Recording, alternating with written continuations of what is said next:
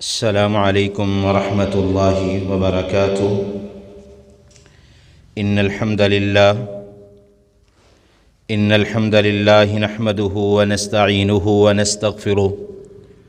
أما بعد، أعوذ بالله من الشيطان الرجيم. بسم الله الرحمن الرحيم. يا أيها الذين آمنوا اتقوا الله حق تقاته ولا تموتن إلا وأنتم مسلمون. يا أيها الناس اتقوا ربكم الذي خلقكم من نفس واحدة وخلق منها زوجها وبث منهما رجالا كثيرا ونساء واتقوا الله الذي تساءلون به والأرحام إن الله كان عليكم رقيبا. يا أيها الذين آمنوا اتقوا الله وقولوا قولا سديدا يصلح لكم أعمالكم ويغفر لكم ذنوبكم، ومن يطع الله ورسوله فقد فاز فوزا عظيما. إن الله وملائكته يصلون على النبي يا أيها الذين آمنوا صلوا عليه وسلموا تسليما. اللهم صل على محمد وعلى آل محمد كما صليت على إبراهيم وعلى آل إبراهيم إنك حميد مجيد. اللهم بارك على محمد وعلى آل محمد كما باركت على إبراهيم وعلى آل إبراهيم إنك حميد مجيد. رب اشرح لي صدري ويسر لي أمري واحلل عقدة من لساني يفقه قولي. رب زدني علما رب زدني علما رب زدني علما. قال الله تعالى وتبارك في القرآن المجيد والفرقان الحميد. بسم الله الرحمن الرحيم. والذين ينفقون أموالهم رئاء الناس ولا يؤمنون بالله ولا باليوم الآخر ومن يكن له قرينا فساء قرينا. وقال الله تعالى وتبارك في القرآن المجيد والفرقان الحميد في مقام آخر. إن المنافقين يخادعون الله وهو خادعهم وإذا قاموا إلى الصلاة قاموا كسالى يراءون الناس ولا يذكرون الله إلا قليلا. قال النبي صلى الله عليه وسلم قال الله تبارك وتعالى أنا أغنى الشرك عن الشرك من عمل عملا أشرك فيه معي غيري تركته وشركته. صدق الله مولانا العظيم وصدق رسوله النبي الكريم ونحن على ذلك من الشاهدین والشاکرین. ہر قسم کی حمد و ثنا اللہ وحدہ لا شریک کی ذات کے لیے، جس نے اس نظام کائنات کو پیدا فرمایا. کروڑہ درود و سلام امام الاولین والآخرین، امام المجاہدین والمتقین، امام الحرمین والقبلتین، و امام الحسن والحسین، و امامنا فی الجنہ جناب محمد الرسول اللہ صلی اللہ علیہ وآلہ وسلم کی ذات اقدس پر. مختصر حمد و ثنا کے بعد رحمت بخشش کی دعا آل رسول، اہل بیت، اصحابہ کرام، تابعین ادام، ائمہ دین، محدثین، بزرگان دین رحمہم اللہ تبارک و اجمعین کے لیے. اللہ رب العالمین نے قرآن کریم میں ارشاد فرمایا کہ والذین ينفقون اموالهم رئاء الناس ولا يؤمنون بالله ولا بالیوم الآخر. اللہ رب العالمین نے فرمایا کہ وہ لوگ ينفقون اموالہم، وہ اپنے مالوں میں سے لوگوں میں خرچ کرتے ہیں،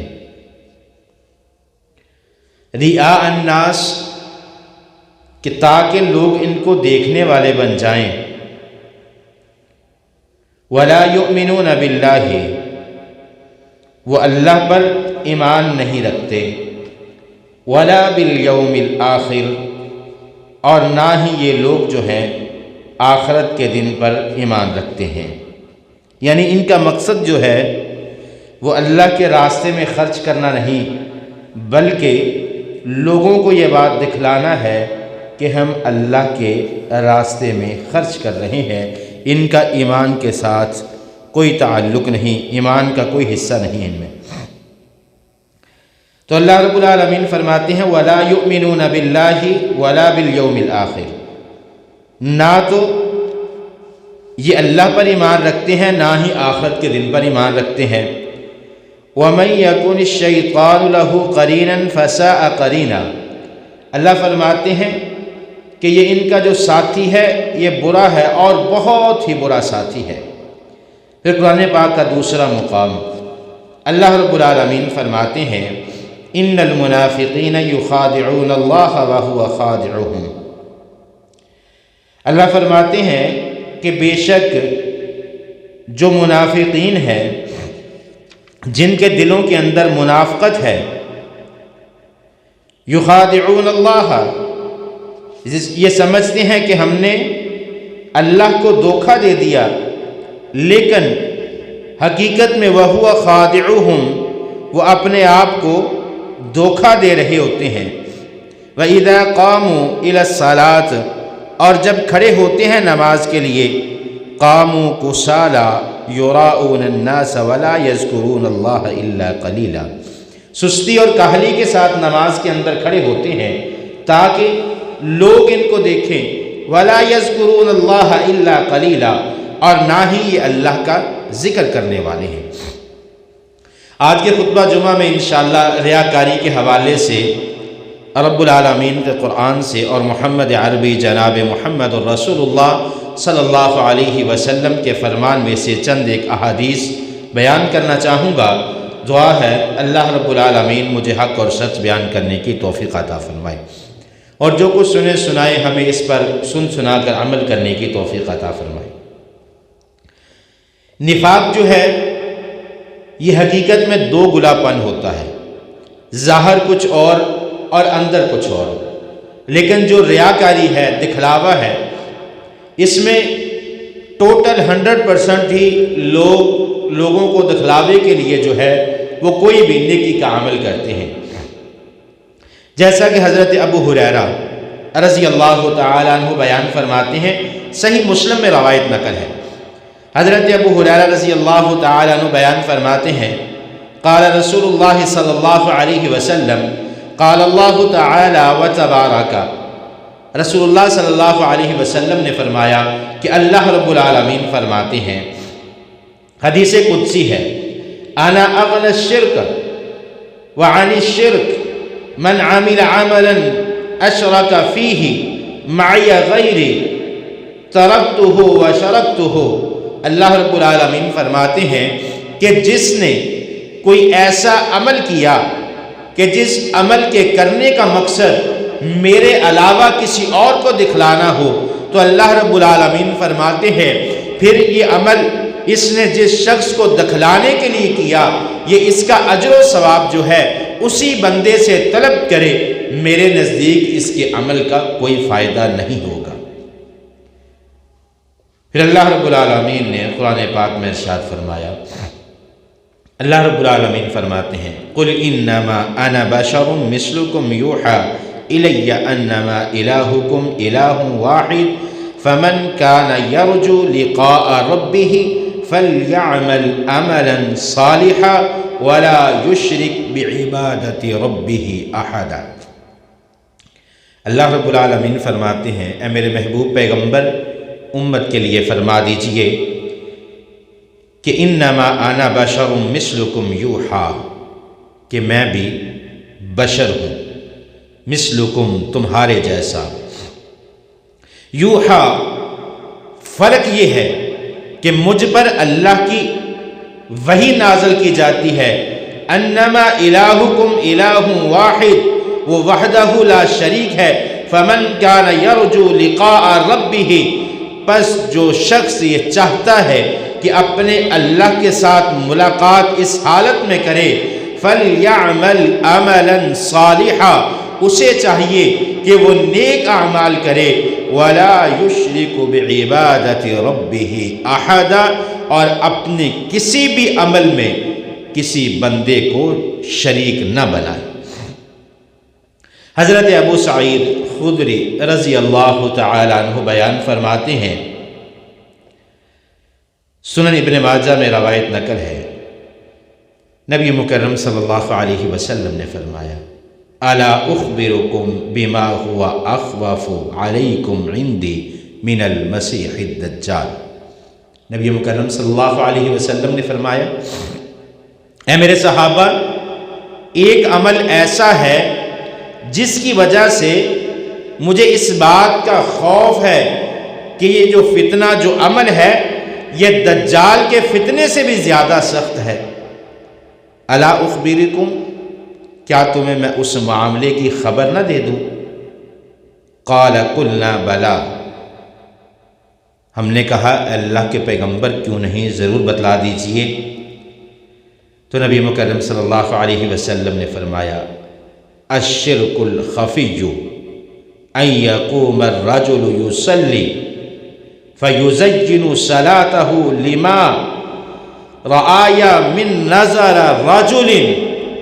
رسول اللہ صلی اللہ علیہ وسلم نے فرمایا کہ ایک مخفی شرک جو ظاہر نہیں کرتا لیکن اس کے دل کے اندر شرک موجود ہے، اور اس شرک کی وجہ سے اس کے سارے اعمال تباہ و برباد کر دیے جائیں گے۔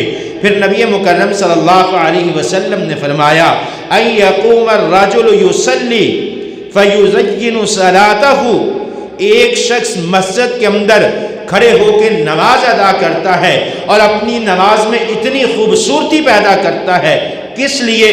لما رجل من نظر رجل، کہ دوسرا شخص میری نماز کو دیکھ رہا ہے، مجھے نماز پڑھتے ہوئے دیکھ رہا ہے، اور سوچے گا یہ کتنی پیارے طریقے سے نماز پڑھتا ہے، کتنی پیاری نماز پڑھتا ہے، اس کے رکوع و سجود کتنے عمدہ ہے۔ تو اللہ رب العالمین فرماتے ہیں، یہ جو ایسا عمل ریاکاری کے لیے، دکھلاوے کے لیے ہے، اللہ کو اس کی بالکل ضرورت نہیں ہے۔ حضرت ابو سعد بن ابی فضالہ رضی اللہ تعالی عنہ بیان فرماتے ہیں، اذا جمع اللہ الناس یوم القیامت لیوم لا ریب فیہ۔ حضرت ابو سعد بن ابی فضالہ رضی اللہ تعالی عنہ بیان فرماتے ہیں، نبی مکرم صلی اللہ علیہ وسلم نے فرمایا، اذا جمع اللہ الناس یوم القیامہ، قیامت والے دن جب اللہ رب العالمین لوگوں کو اکٹھا کریں گے، جمع کریں گے، قیامت کا دن وہ ہے لیوم لا ریب فیہ، جس دن میں کوئی شک نہیں، نادا منادن، ایک آواز لگانے والا آواز لگائے گا، من کان اشرک فی عمل عملہ للہ احدا، آواز لگانے والا آواز لگائے گا۔ کون ہے وہ شخص جس نے اپنے عمل میں کسی کو شریک کر لیا؟ کون ہے وہ شخص جس نے اپنے عمل میں کسی کو شریک کر لیا؟ فَلْيَطْلُبْ ثَوَابَهُ عِنْدَ غَيْرِ اللَّهِ، اور اللہ فرماتے ہیں کہ یہ آواز لگانے والا میرا فرشتہ کہے گا، جاؤ جس کے لیے تم نے عمل کیا، جا کر اس سے اپنا ثواب طلب کرو اللہ کے علاوہ۔ فَإِنَّ اللَّهَ أَغْنَى الشُّرَكَاءِ عَنِ الشِّرْكِ، اللہ رب العالمین فرماتے ہیں جس کی تم نے اس عمل کے اندر شراکت داری شامل کی ہے، یہ اسی سے تجھے اس کا اجر ملے گا۔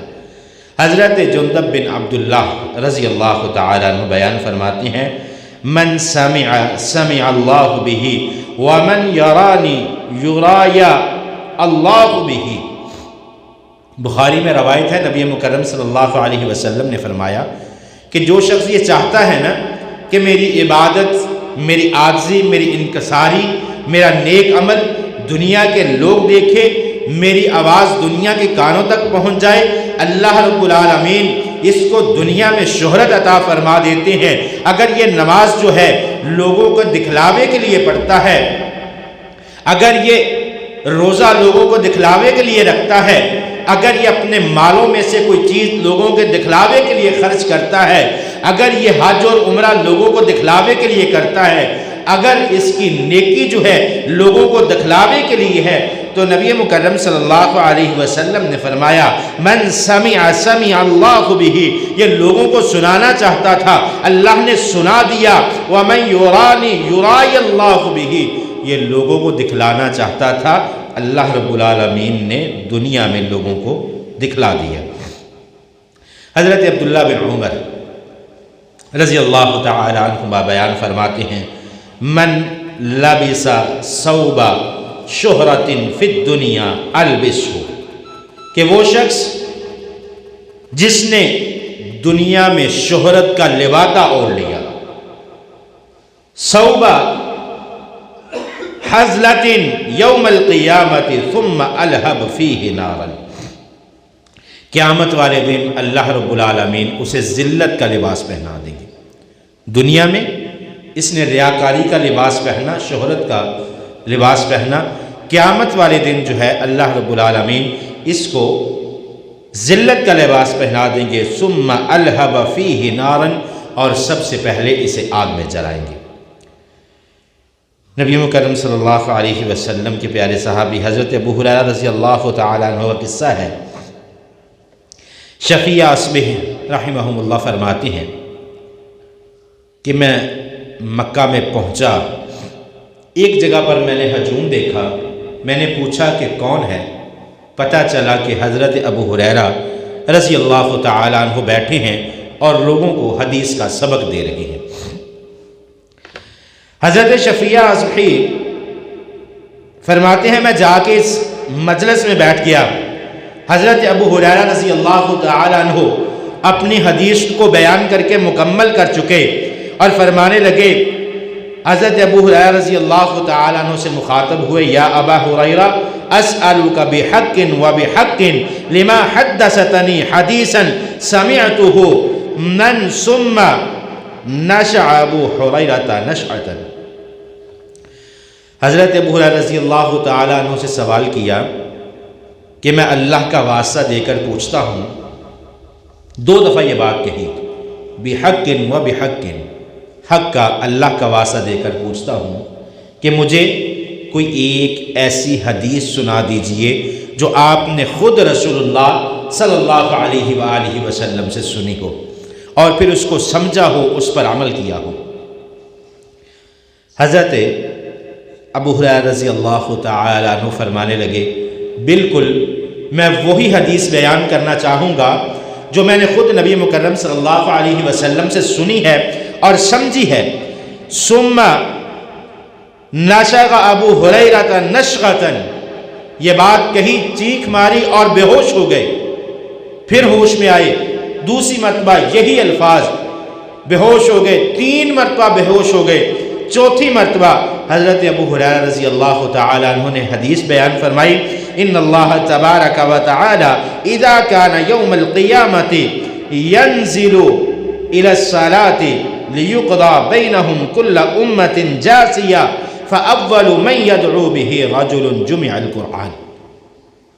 حضرت ابو ہریرہ فرماتے ہیں، حدیث قدسی ہے، ان اللہ تبارک و تعالی، اللہ رب العالمین فرماتے ہیں، اذا کان یوم القیامت، قیامت کا دن ہوگا، ساری امتیں اپنے گھٹنوں کے بل بیٹھی ہوں گی، امت محمد کا سب سے پہلے حساب و کتاب شروع ہوگا۔ فَأَوَّلُ مَنْ يَدْعُو بِهِ الرَّجُلُ، جس بندے کو سب سے پہلے بلایا جائے گا، جمع القرآن، قرآن کو جمع کرنے والا، قرآن کو پڑھنے والا، قرآن کو پڑھانے والا۔ دوسرے نمبر پر وَرَجُلٌ قُتِلَ فِي سَبِيلِ اللَّهِ، وہ شخص جس نے اللہ کے راستے میں جہاد کیا۔ تیسرے نمبر پر وَرَجُلٌ كَثِيرُ الْمَالِ، تین اشخاص کا تذکرہ فرمایا۔ پہلے نمبر پر قرآن کی تلاوت کرنے والا، قرآن کو پڑھنے والا، قرآن کو پڑھانے والا۔ دوسرے نمبر پر اللہ کے راستے میں جہاد کرنے والا۔ تیسرے نمبر پر وہ شخص جس کو اللہ نے مال و دولت سے نوازا ہے۔ پھر حضرت ابو ہریرہ فرمانے لگے یہ تین قسم کے وہ لوگ ہیں جنہیں اللہ رب العالمین جہنم میں پھینک دیں گے۔ ابھی سوچئے، قرآن پڑھنے والا، اللہ کے راستے میں جہاد کرنے والا، مال دینے والا، جو قرآن پڑھتا ہے، قرآن کے ایک حرف کے بدلے 10 نیکیاں عطا کر دی جاتی ہیں۔ نبی مکرم صلی اللہ علیہ وسلم نے فرمایا الف لام میم ایک حرف نہیں بلکہ 3 حرف ہے۔ الالف حرف واللام حرف والمیم حرف، الف لام میم پڑھو گے 30 نیکیاں عطا کر دی جائیں گی۔ جو مجاہد ہے، اللہ کے راستے میں جہاد کرنے والا ہے، اس کا خون کا قطرہ شہادت کے وقت زمین پر بعد میں گرتا ہے، اللہ دنیا میں جنت کا محل پہلے دکھا دیتے ہیں۔ اور کثیر المال، جو صاحب مال ہے، لوگوں کے اندر خرچ کرنے والا ہے، اتنا ہے، اتنا اجر و ثواب ہے، دعی من باب صدقہ، قیامت والے دن اسے باب صدقہ سے جنت میں داخل کیا جائے گا۔ پھر ان 3 قسم کے لوگوں کو جہنم میں کیوں پھینکا جائے گا؟ نبی مکرم صلی اللہ علیہ وسلم نے فرمایا کہ قرآن پڑھنے والا قاری، آواز پیاری ہے، خوبصورت ہے، بڑا عمدہ تجوید کے قواعد کو مد نظر رکھتے ہوئے قرآن کو پڑھتا ہے، اتنا پیارا قرآن کو پڑھتا ہے، جب اس کو جہنم میں پھینکا جائے گا، یہ شخص کہے گا، یہ قاری قرآن کہے گا اے اللہ ساری عمر میں نے قرآن کی تلاوت کی، لوگوں کو قرآن پڑھ پڑھ کے سنایا، آج مجھے جہنم میں کیوں پھینکا جائے گا؟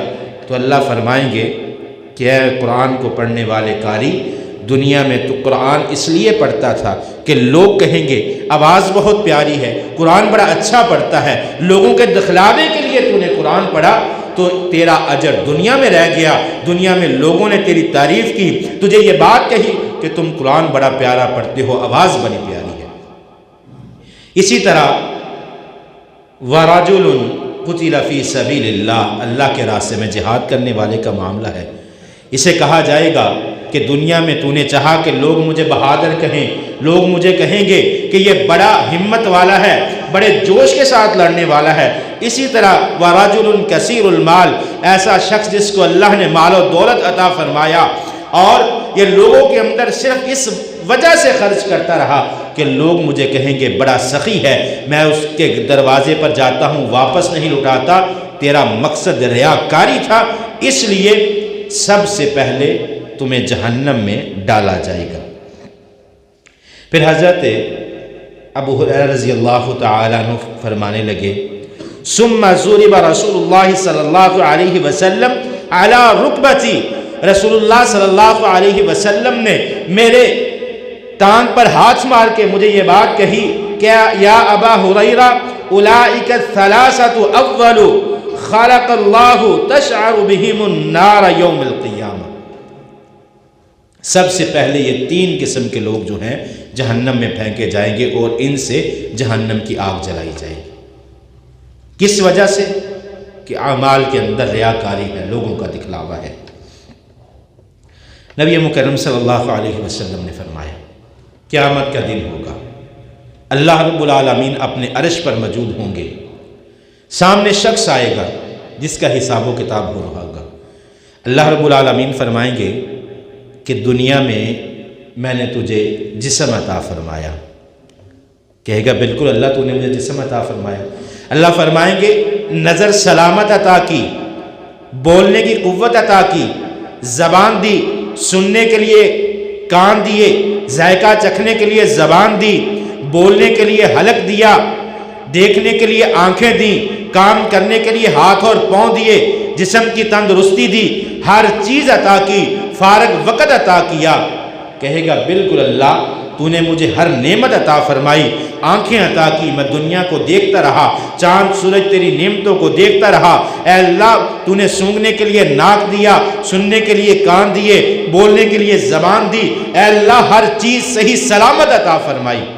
تو اللہ فرمائیں گے میرے بندے کوئی ایک ایسا عمل تو بتا جو تو نے مجھے راضی کرنے کے لیے کیا ہے، میں نے تجھے اتنا کچھ دیا، ایک عمل صرف، اللہ پوچھیں گے کہ ایک عمل ایسا جو تو نے میری رضا کے لیے کیا ہے، لوگوں کا دکھلاوا مقصود نہ ہو، ایک عمل ایسا جو تو نے میری رضا کے لیے کیا ہے، اگر ایک عمل بھی مل جائے گا تو یقیناً اللہ رب العالمین ہمیں جنت عطا فرما دیں گے۔